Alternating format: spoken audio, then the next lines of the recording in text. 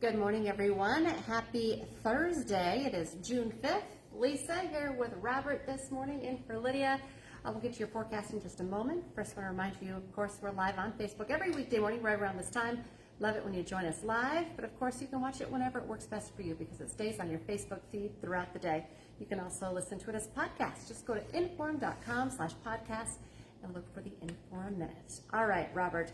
Today a little on the cool side, still tracking some spotty showers this afternoon, possibility, but not a bad day. Yeah, it's essentially pretty similar to yesterday. We saw those pop-up showers. If you're underneath one of them, it'll rain a couple minutes, move on out. And this is more so for the central and southern valley. Up north near Grand Forks, really shouldn't expect any rain at all. But for the final day of school, should be a really nice day outside, just cloudy for recess. And then when you're heading home, again, just dodging a couple rain showers. But going into tomorrow, we get rid of the clouds, and it's essentially a picture-perfect day. Light winds, sunny skies, and temperatures in the mid-70s. Can't ask for much better. But once we get into the weekend, that changes a little bit. We do have some chances of showers and storms. We'll keep an eye on that for any interruptions that could cause for the afternoon and evening plans on your Saturday. And then Sunday, after the rain moves through, the winds pick up, upper 60s for highs, so a bit cooler and just windy as we go into next week for Monday as well, and then we warm back up. Okay, not too bad. Temperature-wise over the weekend, on Saturday it's going to be a little warmer before those? Yeah, storms? so we'll be in the mid to upper 70s on Saturday, but this is part of a front that'll move through with the clouds and rain. That's going to bring behind it, of course, the wind, but also temperatures in the upper 60s. One of those days, if you're at the lake on Sunday, you may want to pack up early. Might get a little choppy on those waters, just, a little bit breezy out there. Okay, sounds great. Thank you, Robert. Okay, Robert mentioned this, but today is the last day of class for Fargo students, meaning summer starts tomorrow. Good timing, weather-wise.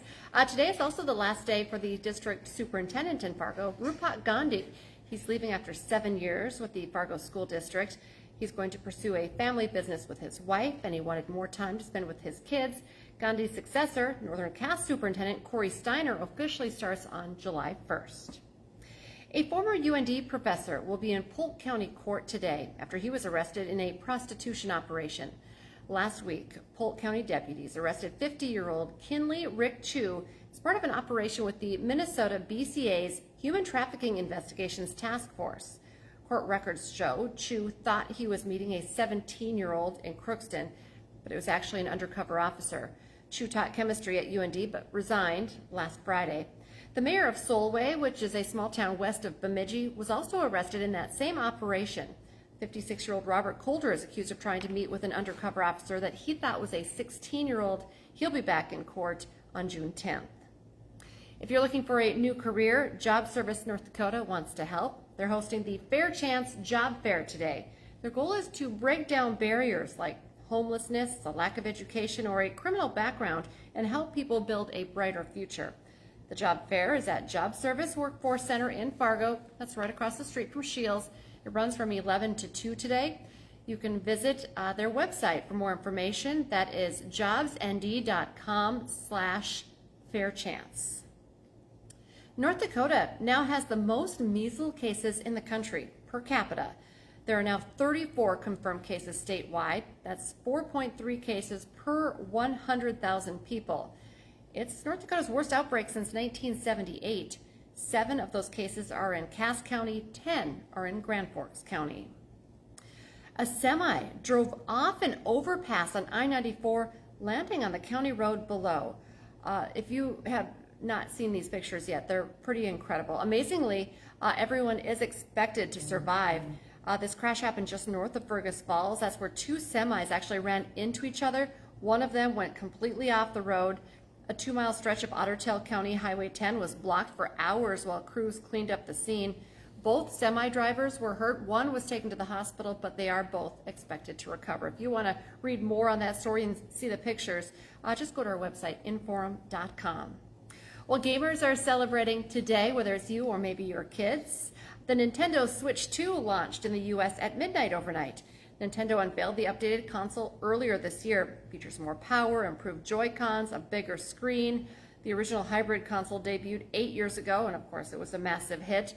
Pre-orders for the Switch sold out in just minutes back in April. This one is more expensive. The original cost $300. This new one is $450. But of course, still very popular. Hot Mic with Dom Izzo coming up this morning, 9 to 11 on WDAY Extra and Inforum.com.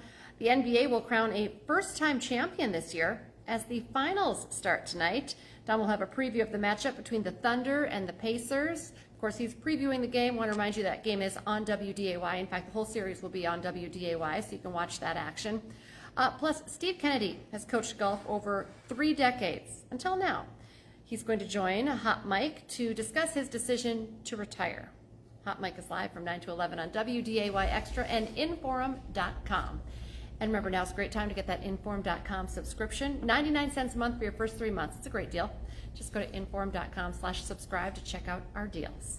And join us for our next newscast. It's coming up at 11 this morning. Becky's off, but Ryan Longnecker is going to be on the show this morning. And then we have you covered this afternoon starting at 4, 5, 6, 9, and 10. And I'll be back tomorrow morning with more First News from 5 to 7. And Lydia will be back as well.